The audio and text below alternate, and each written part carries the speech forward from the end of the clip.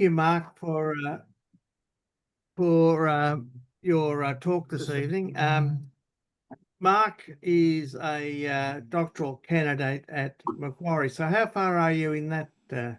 I think I'm getting to a year and a half of a Right. scholarship Yeah. sort of full-time program. Yeah. Yeah.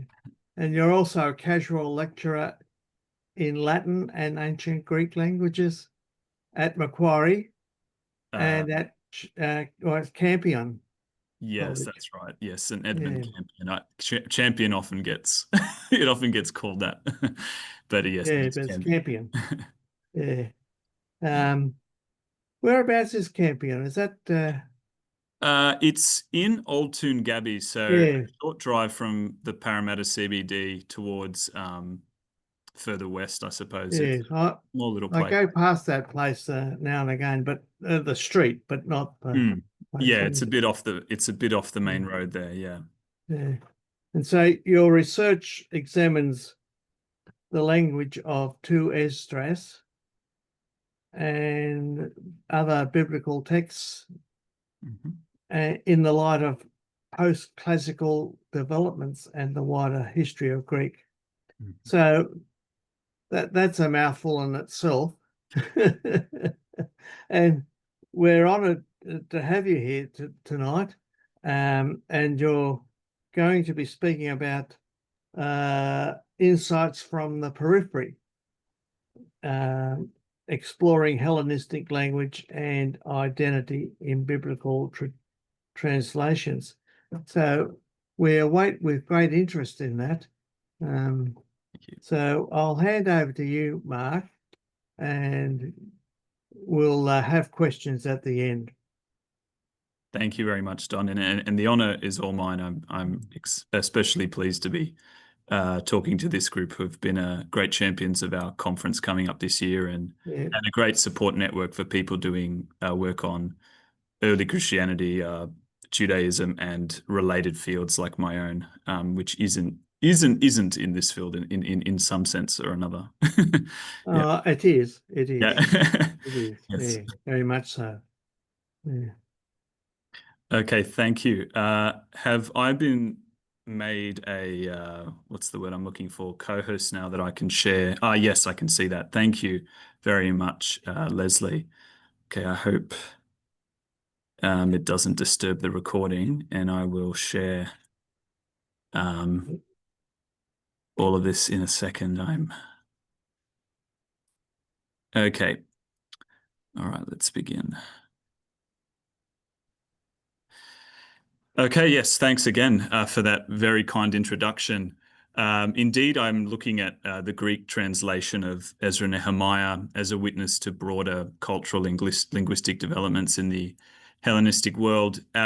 Now, this is among some of the more striking translations in that corpus, in that it adheres to the Hebrew Aramaic more closely than perhaps the Greek Pentateuch. The Greek Pentateuch, thanks to figures like John Lee, the late Jamaican Trevor Evans at Macquarie University, has been shown to be intimately linked to the wider sort of Greek linguistic system. Okay, that it's a translation, but one that draws from the wider sort of language of its times. It's not the peculiar idiom that it once was thought to be. Now, as a more literal translation, and one that presents certain challenges to readers of classical Greek or other works, namely from the biblical canon, this one is still suspect as a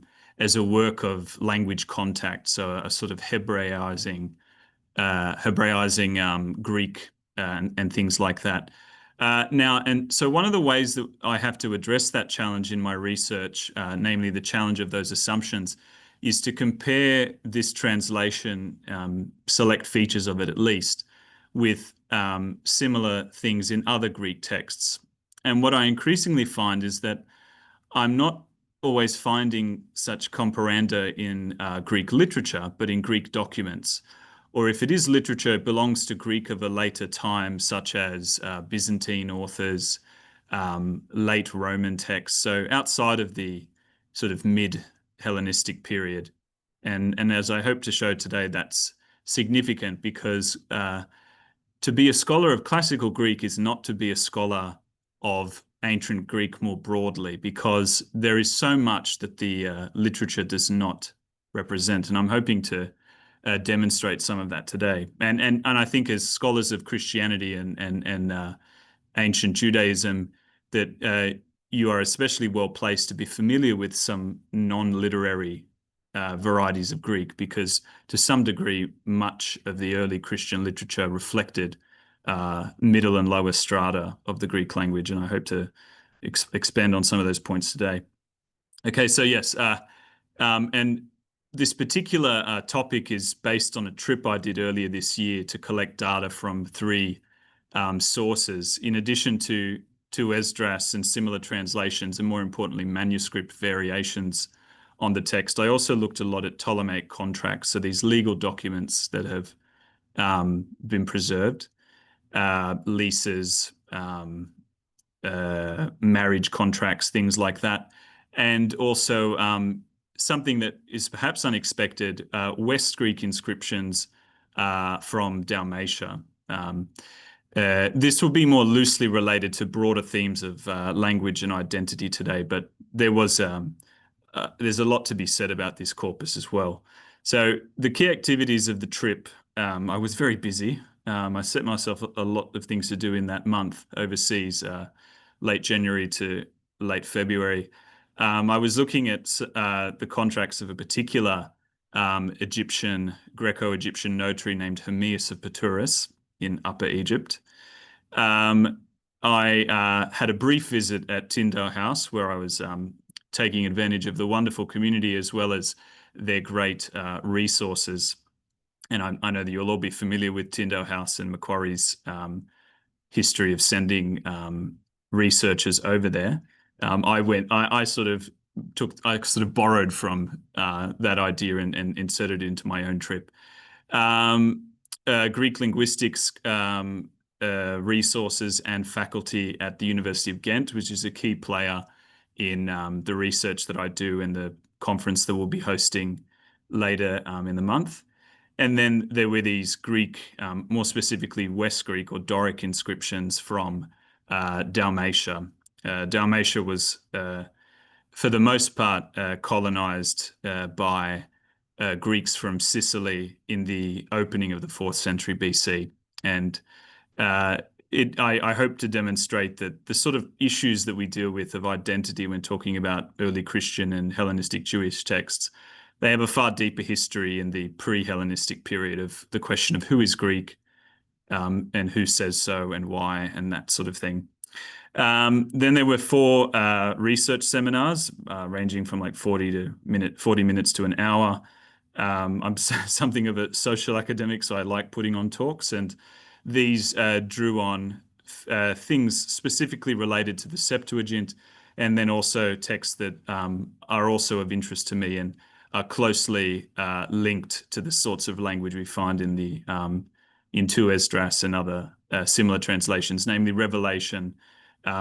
So they won't be saying a lot about Revelation tonight, but I'll be giving a paper later this year in Boston on the misconceived features of this famous text. There were 2 lectures in Zagreb, which is a place very close to me. My father grew up there, and I have a particular interest in dialect inscriptions more generally, and this was a great place to kind of integrate that into my wider research. So there was a discussion of inscriptions like the one on the screen, the famous Lumbarda Psephisma from the island of Korčula, and then I gave a project overview among faculty in Zagreb as well. So much like when I teach or give any lecture, I like to start with a text that I think really encapsulates the work I'm doing and the themes and problems inherent in the work I'm doing. Macquarie graduates of Greek may remember this text. It's one that has been discussed a lot by Trevor Evans, my supervisor, and it's seemingly allegation of mistreatment and xenophobia at the hands of these managers with Greek names. And in the top left-hand corner of this papyrus from the Fayum, from the famous Xenon archive, we see that the sender of the letter, his name has been rubbed out. Okay, it's not preserved. And this is especially significant when we look at the contents of the letter, namely, this person whose name we don't know was supposedly underpaid, fed with expired food, so he was given vinegar in place of wine.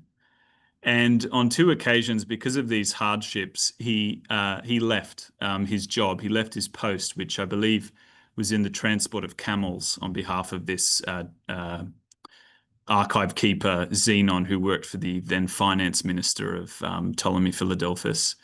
That he took off twice and then felt the need to explain himself to his boss. And he claims that he was mistreated by these 2 Greek gentlemen, oti imi varvaros, because I am a barbaros, a foreigner, a non-Greek. This is a very complex concept, this idea of the varvaros or barbaros in the Hellenistic period and in the earlier period. And then he claims at the end that he's suffering because he doesn't know Ellinizin or Hellenizden to speak Greek, it would seem. Okay, some editors have thought that it must mean something like to behave like a Greek or to be a Greek. But this verb, Ellinizo, more typically means to speak the language of Greek. We even see witnesses in the Septuagint itself of the meaning of this word, or not so much Greek, but other languages where they have this kind of formation of the verb. One of the reasons why it would seem it could mean something else is that we have this letter in immaculate post-classical Greek. So how could they claim that he didn't know Greek if this is a fine specimen of Greek? Now, there are a lot of issues with these documents. As much insights as they give into the language of the times, we don't always know who's writing them. And there is evidence in the text to suggest that that this was written by a scribe on behalf of this unknown gentleman. And so this speaks to a lot of issues we deal with when talking about language and identity in this period and more generally in antiquity, and that is that language is an identifier. This is not just a suspicion of linguists today, but that language is used, as it is in the modern world, to categorize different sorts of people.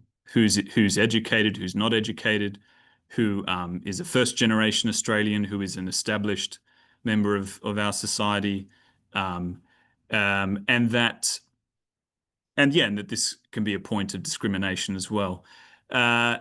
We also have this idea of the Greek and the not Greek. And this is also a very messy discussion in that not just in this period, but in earlier periods, there were people who seem to have walked the fault lines between Greek and non-Greek identity, many of whom we don't hesitate to think of as Greeks, like Philip II or Herodotus, figures like that. And there'll be an example from the late classical period on, the issues about identifying Greeks and related cultural ideas. And then lastly, yes, this issue of who is speaking. Just in the same way that our biblical texts represent a tradition of slight modifications and as I'll show today, linguistic preferences, these documents are often made in cooperation with other speakers and writers, and so we can't always be certain who is speaking. If this is indeed the hand of the aggrieved, it's interesting that he should identify himself or use the allegation of being a barbarian. That's not something that happens every day when somebody puts their hand up and says, "I am a barbarian," or "They're telling me I'm a barbarian," at least in the ancient period. So how does this relate to the Septuagint and similar texts? Um, Here's an example from 2 Esdras, from Greek Ezra and Nehemiah, where from the narrative concerning the return of Jews from exile in Babylon to Jerusalem, we have this one of many genealogies um, of uh, of people returning, and so it's grammatically peculiar for scholars of classical Greek in that it uses the nominative in places where we might expect the genitive. Okay, so I'm talking about apposition. We have here Selo, the son of Mesulam, the son of Yoad. And instead of having genitives in agreement, as this sort of babush gadol sort of sequence of so-and-so is the son of so-and-so, who in turn is the son of so-and-so, we have all of these names, all of these words for son in the nominative. And one commentator who I look closely at, Glenn Wooden, he talks about, he jokes that it's as though Cello has 6 fathers. Okay. Now, these these are part of a long list of features that many have thought to be atypical of Greek and representative of a kind of intrusion of the substrate languages like Hebrew, Aramaic, and indeed similar languages.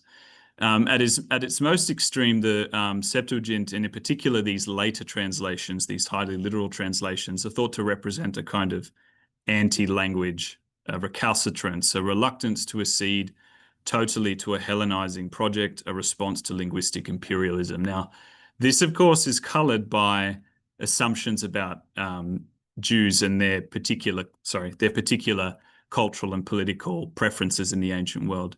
But of course, these are not representative of all Jews. I gave a paper recently at Campion about misconceptions about Jews and Christians in the early period, and this sort of idea has really been with us, and the fact that it bleeds into discussions of language, I think, is where it's especially problematic. That language does not necessarily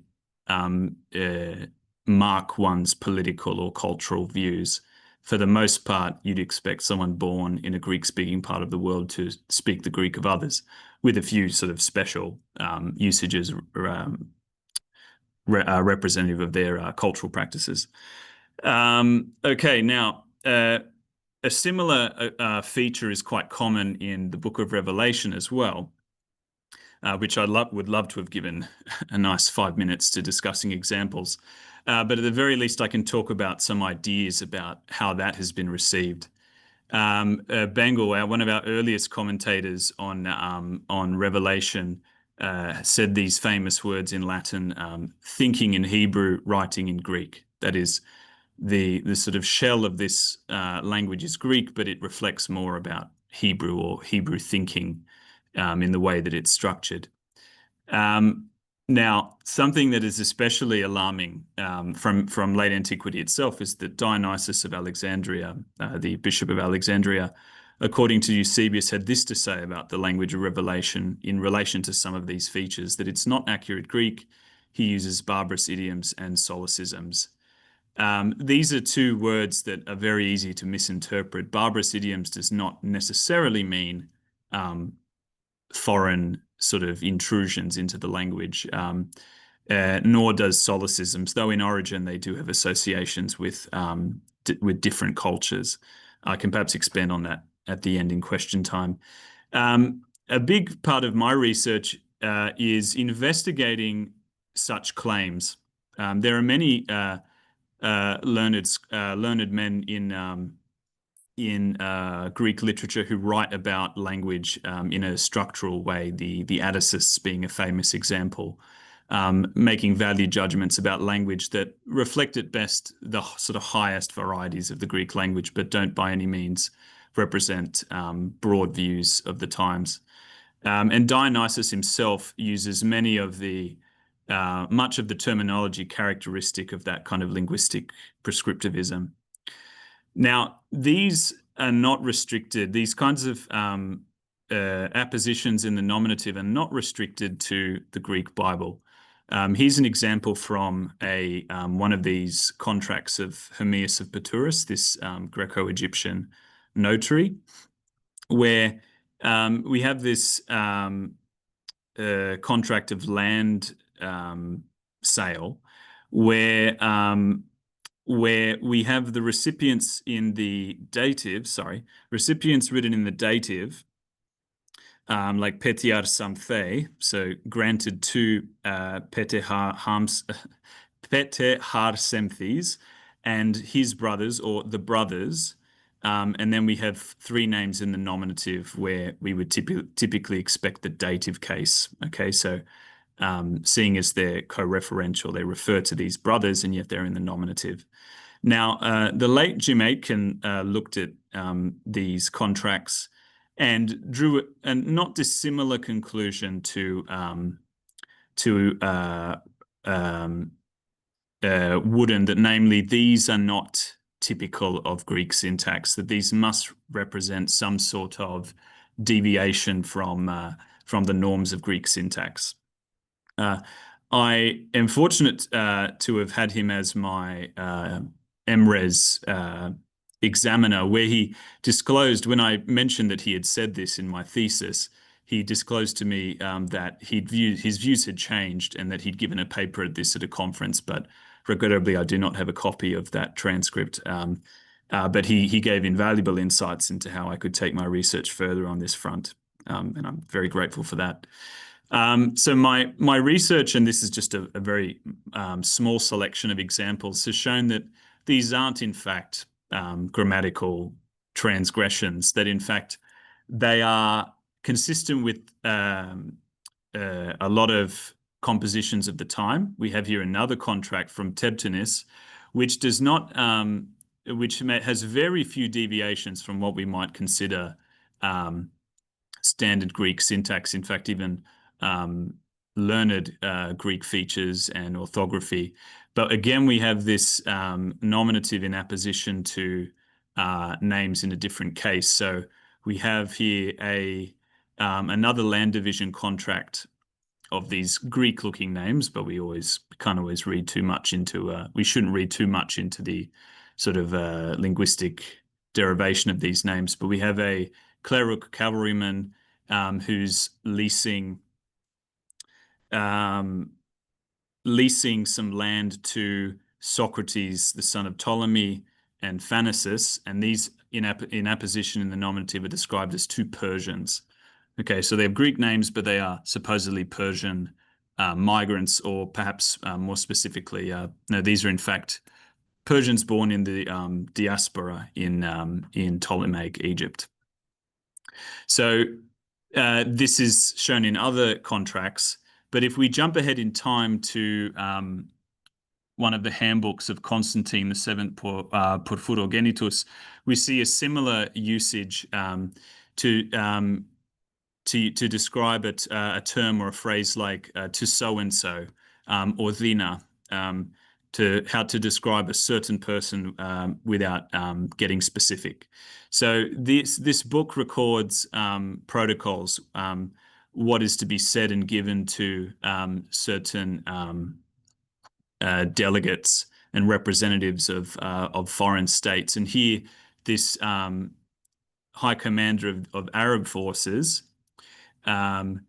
is mentioned in the dative, but when it comes to where we might expect his name, because his name is not specified, it's just an office in general, we have the insertion of a nominative, or thina. Thina is an adverb, and together with this article forms a nominative. So this intrusion into the otherwise oblique noun phrase. Yes, we have a lot more examples in modern Indo-European languages like Greek, German, and Russian. And I recently found in a German grammar that there is a discussion within German about whether these are grammatical or not. And indeed, and a similar thing in Greek as well. Scholars will take issue with these uses of the nominative because they're considered forms of discord. Okay. But nevertheless, they show up in the speech and writing of native speakers. not people who speak Greek as a second language or German or Russian. Now, I've found lots of other examples in classical Greek, but I've even found examples as far back as the late Bronze Age, where we have here this land tenure record from Pylos, um, which describes the plot, or it's rather the seed necessary to sow this plot, and the plot belongs to someone called Kodos, who's in the genitive here. Okay, so the plot of Kodos, or this what many would think of as a Homeric form, but indeed an old Mycenaean form, Kodoyo, and in the nominative we have pome, which we can take to be poimen, the word for shepherd. But it's not in the genitive as we'd expect, it's in the nominative. Okay, but it describes the person coming before it who is in the genitive. So we have this discord here, this so-called nominative in apposition. Now, something we need to be aware of when finding these so-called anomalies is that Greek becomes, over the course of its written history, an increasingly curated language.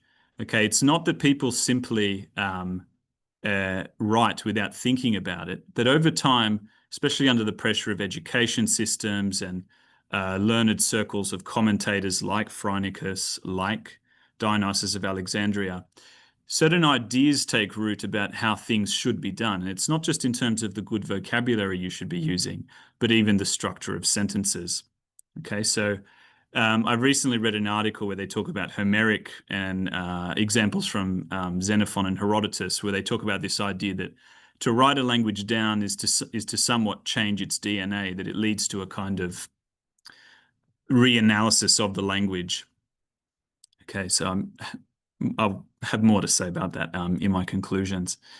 So that we're often looking at kinds of Greek that don't show up in literature, and that's not an accident. That languages have hierarchies within them, where there are forms that don't make their way into the high bits because they are perceived to be ungrammatical. But if something keeps showing up in the language of native speakers, it perhaps should not be considered ungrammatical.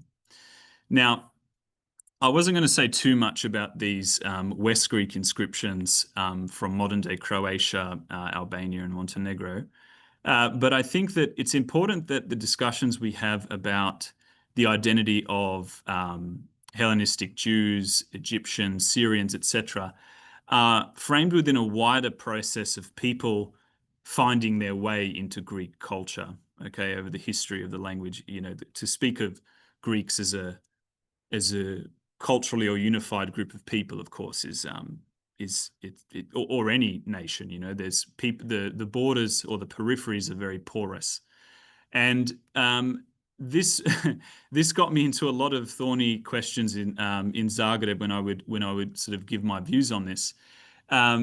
Because there's a long-established literature about indigenous peoples and Greeks and Romans in this region, which often play into modern national narratives as well. So the inscription that I was photographed with at the beginning, the Lumbarda Psephisma, is the great big inscription of the region, which, as I mentioned, was colonized largely by Sicilians, but also other West Greek and East Greek groups in the opening of the 4th century, as Dionysius of Syracuse wanted to capitalize on the trade in the Adriatic, okay, all the way up into Etruria, to the mouth of the Po Valley, and the islands in Dalmatia provided stopping points and also became the site of the region's first towns. They were largely West Greeks. The island of Faros, or in the modern Croatian language, Hvar, was alternatively colonized by people from Paros. Okay, and they used the Ionic koine, whereas in the West Greek colonies we see a kind of amalgamation of the Ionic and West Greek dialects, namely a kind of West Greek flavored koine. I won't talk about that too much today because I probably don't have too much more time. But I will talk about this issue of who is Greek and who is not in these inscriptions. So this large inscription mentions a division of land sometime after the foundation of the colony. And it has a long list of very clearly Greek names who are witnesses to this. And then at the opening of the text, it mentions these two individuals, Poulos and the son Dusdos. Now, I've deliberately placed here an earlier edition of the text where they reconstructed the phrase agreement of the Assayan colonists. And I think to some degree this was wishful thinking that they could find or reconstruct an instance where the colonists came to some understanding with the colonized, or at least that they played some role in this division. But a recent fragment of this same section, it's the top right-hand corner of the text, actually does not preserve anything like that. It instead mentions rulers and perhaps the beginnings of a dating formula, but it's unclear. Now, this affects somewhat the interpretation of these names, but the names themselves are thought to be examples of Illyrian names. Okay. Those of you who know Daniel Gino, a scholar of late antiquity at Macquarie, and I believe still the president of the Association of Byzantine Studies, he's written a lot about the history of these ethnic categories like Illyrian, Celtic, German, etc. And they have a very interesting history, and they often start out as exonyms with hostile connotations, and then increasingly become adopted by the people they describe.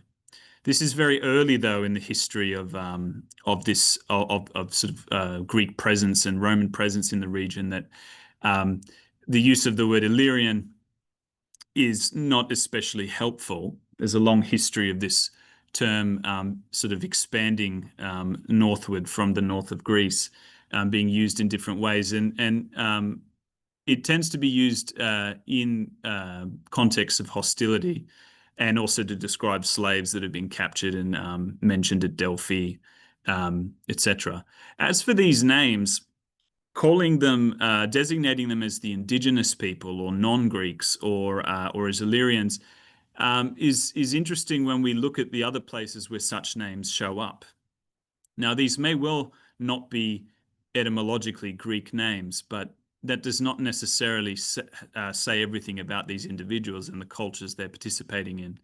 Now, these two men are not mentioned in other texts, but we do have people with their same names who we have some sort of backstory for. And so it's a good exercise in remembering that what Greek identity is and what non-Greek identity might be are quite what's the word I'm looking for? Porous ideas. It's not quite clear where one begins and one ends. So if we look at this proxeny decree from Oropus in the 3rd century, we see that someone with the same name and the same patronym has been made a proxenus of the city of Oropus in Boeotia, or between Boeotia and Attica, and not described as an Illyrian, but as an Alynian. Which, if my interpretation is correct, these Alini are a tribe that live in Epirus, in modern-day Albania, or at that time northern Greece, and they are considered a Greek tribe. Okay, in this kingdom that is sort of famed for its amalgamation of different cultural and linguistic groups. But he's been made a proxenus, okay, so something like a foreign ambassador for his people among the Oropus. Well, he represents Oropus among his own people and vice versa. Okay, same name, Poulos, same father's name. Then across the Adriatic, much earlier, we have this pyxis, this box, that has images on it and text, and it mentions someone called Morkos, which I suspect might be a italic variant on Marcos. I'd love to get to the bottom of that.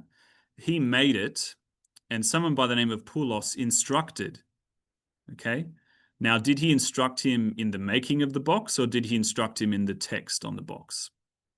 It's not abundantly clear, but one editor has thought that it does indeed mean he's teaching him how to write. So this man, who has a name that in Croatia is associated with the indigenous population, the so-called Illyrians, may well be teaching somebody here some crucial feature of Greek culture. And then we have what is typical of these early uses of the Greek alphabet. The alphabet is used decoratively, and it's dedicated to a deity. I hope I haven't gone over time. I turned my phone off so that I wouldn't be distracted by any late night phone calls. But I'm going to draw some preliminary conclusions that, much like our opening example, we see that language in the ancient world was indeed a marker of identity, both as a way of discriminating, but also represented one's educational level, artistic designs, etc. At the same time, there has been a tendency, both in modern and perhaps even in the ancient world, to overread into the Greek of so-called non-Greeks. Okay, and in fact, it's not always really easy to disentangle, Jewish identity from Greek identity in this period, or Egyptian identity from Greek identity, and their names. I think people who do onomastics are well trained in not overreading into the names of somebody. And also, we need to remember that cultural identity is highly fluid. It's positional, so it depends who is talking to who, or who is in what place at what time. But we should also not think of it as these intrinsic qualities, but one can participate in Greek culture, okay, or other cultural traditions. I will admit that this is a kind of expanding point of my research. I am, strictly speaking, someone who's interested in the history of a language, but it's important to think about what are the sort of what symbolism does language have, in a society? What does it say about you? Now, the Septuagint, and indeed these other texts that I've looked at, are not just witnesses to the development of Hellenistic Judaism and early Christianity, but to broader linguistic and cultural developments. And that's especially true when we compare them to other evidence, and not just ancient, but indeed medieval and modern.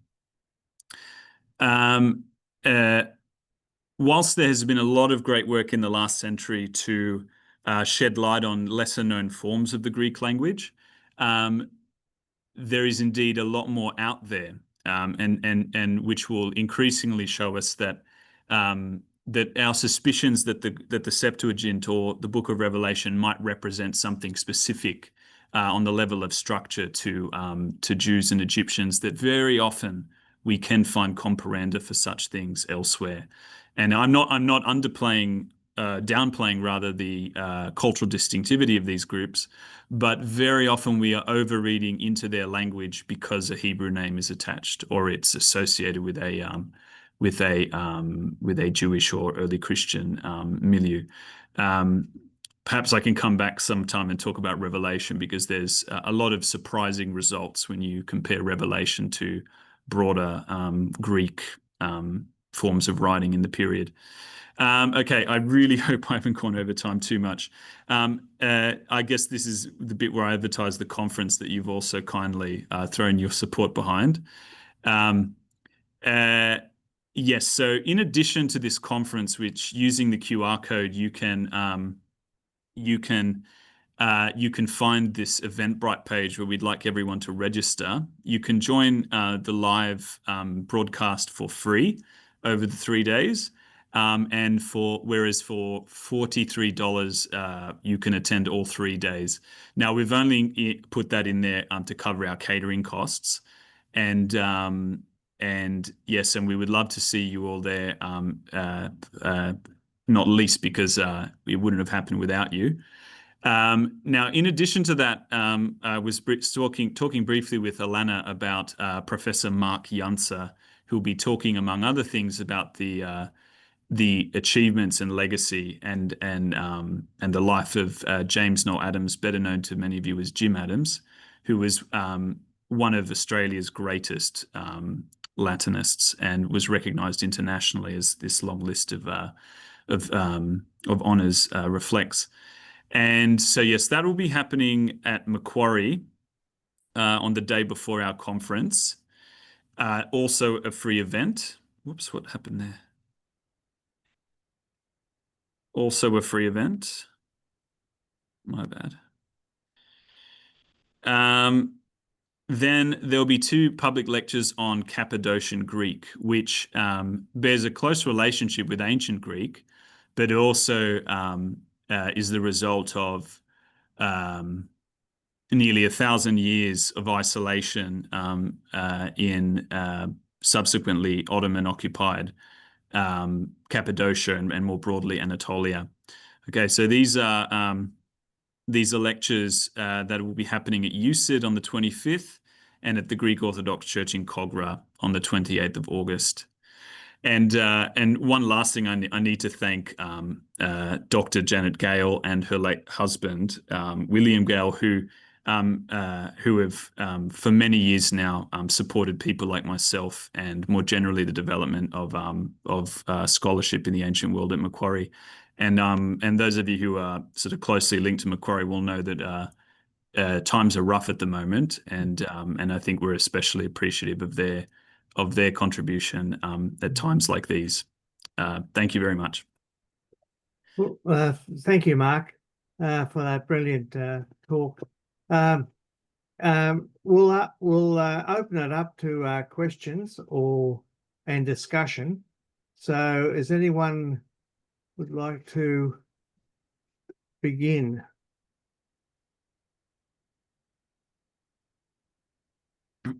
I've still got the I've got your page central to my. Oh, terrific! Thank you. Yeah.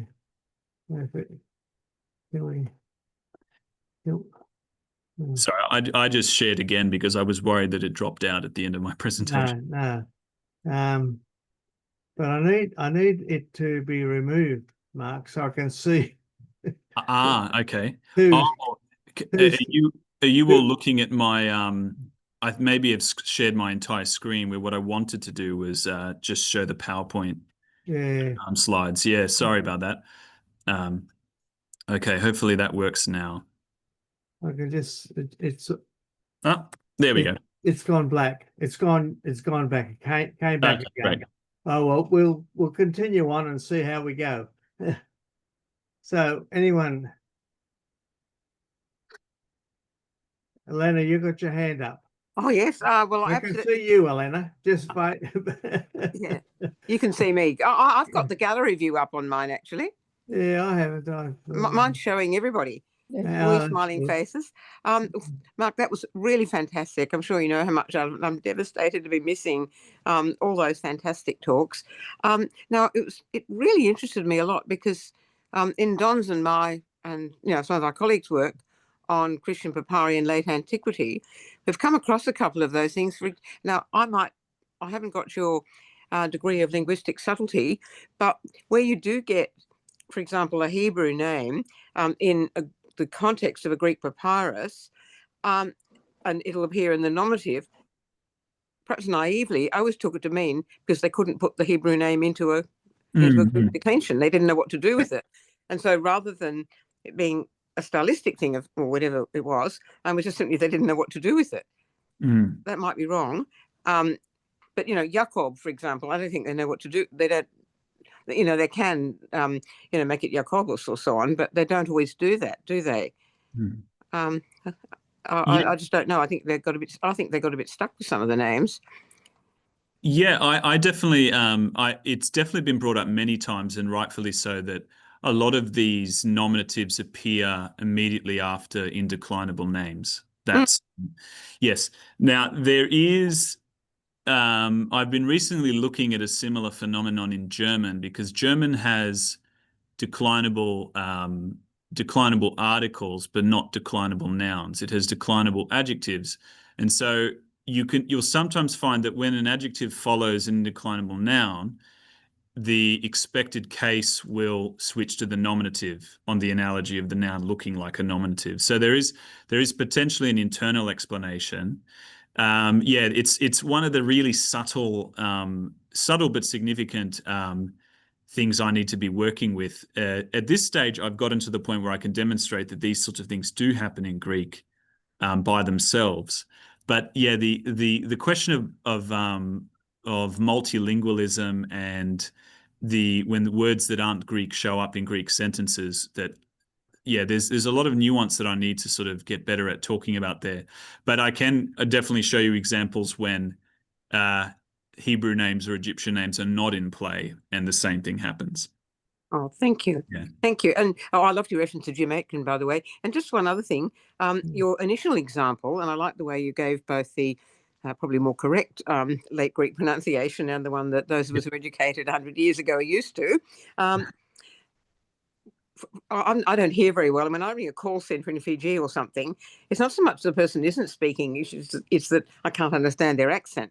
Now, do you think it's possibly, it's not so much that he doesn't know Greek at all, or that they just can't understand him properly? Yeah, and that's and I was thinking of that that also being an issue today, that it's not good Greek perhaps, or it's not clear Greek, or it's it's not even that it's bad Greek or whatever. It's just that the hearer doesn't understand the accent, so they're not even making mistakes, we're going to put it that way. We just don't understand them because, let's say, you don't get their accent. I just wondered if that was partially the explanation for that one. Yeah, pretty I obvious. think it certainly could be, because again, there are as much insight as these documents give, they're not recordings, and you know, they're not sound recordings, so there'll always be something there that we can't get to.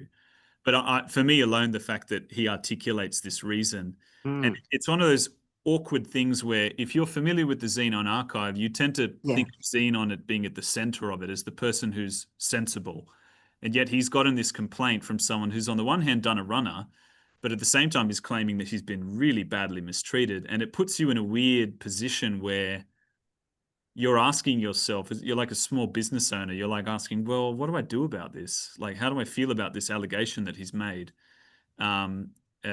Yeah, it's one of many fascinating examples, and it's probably the most enjoyable thing about my research is where I open up a text because some word I'm looking for is in it, and then there's this juicy soap opera involved that, you know, that I just keep thinking about afterwards. Yeah. Thank you, Elena.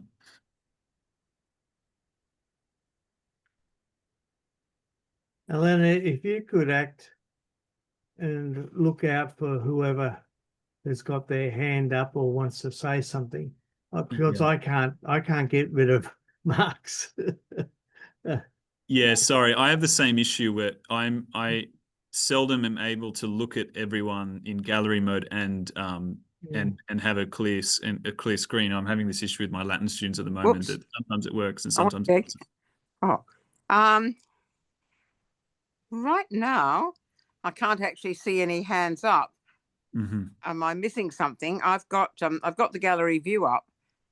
Yeah. Can anyone else who's got gallery view up see anything I'm missing? In the chat. No, there's something written from David Morrison. He's looking forward to the Revelation. Well, you better get you to give Revelation, definitely. Yes, Don, will you ask him to give Revelation? Yes, I'm extremely sad that I missed your last meeting where I believe orality was in the title. Yes. As this is increasingly being something that I'm thinking about too, and I perhaps, sorry, the lights have gone out in the office. It's after hours. I think you can still see me. I'm in the Croatian Studies Library at my sort of second home at Macquarie. This issue of oral transmission of a language, or, you know, orally spoken and then written down, that the impact that this has on the form that language takes. Again, very difficult hypotheses to test because all we've got is the writing, but there are a lot of suggestions that the Septuagint and many papyrus documents, and indeed, obviously, works like the Homeric epics, were spoken and then written down. And this may explain some of the so-called grammatical discrepancies in them, which increasingly it's as though spoken language has its own related but somewhat distinct grammar. And the tricky thing is that I often am asking my friends who speak modern languages that have a similarly structured, and I'm like a bad anthropologist trying to get them to say something that will confirm my theory, and they're like, no, that doesn't happen. And then sure enough, I hear it and I see it, and then I go, oh, so some of these things are not even consciously done. And at the moment you bring them to someone's attention, and the grammarian in the room goes, well, that's just wrong. And it's like, well, it is, but it keeps on happening. You know? Like, well, yeah. yeah. Like that happens in English. Yeah. For instance, in the in lend and loan, lends the verb, loans the noun. Yeah. But the noun is used as a verb. Yes. I Yeah. loaned it to him, where it should be I lent it to him. Yeah. Are you having a lend of us? Yeah, and what that is that's something that I'm working on at the moment. Yeah, with a new preposition that shows up in the Septuagint and only in low register documents. Echomena is. I'll be giving a paper on that at this conference. It's what you call reanalysis, where the verb alone arises from the reanalysis of the noun as what we call a denominal verb. So, for example, I'm banking on the Bulldogs winning. Yeah. So where you take a noun and turn it into a verb, whereas in fact we do have an earlier English verb lend, you know, so it's that kind of phenomenon.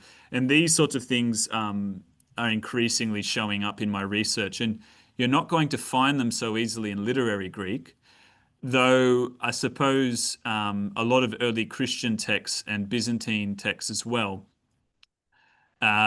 they sometimes bear witness to them because I suspect it's because this is now me speaking off the cuff, that something a bit unexpected happened when the New Testament and other biblical texts took a central position in Greco-Roman culture, in that their preservation of registers that were not thought to be appropriate for literature became increasingly appropriate because of the prestige of those corpora.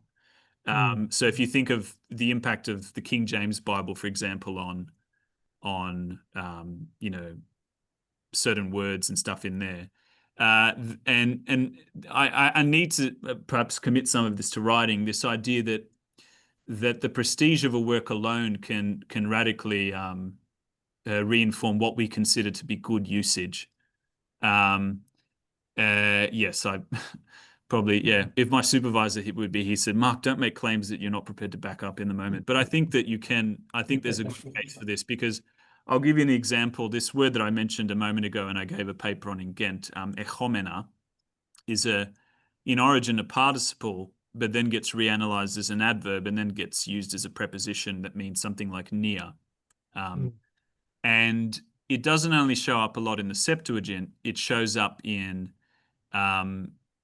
some patristic writing, Origin, and some Byzantine historiography, but it doesn't hold. The last example is from the Serbian monks living in a monastery on Mount Athos, and then it doesn't find its way into modern Greek, and that's probably because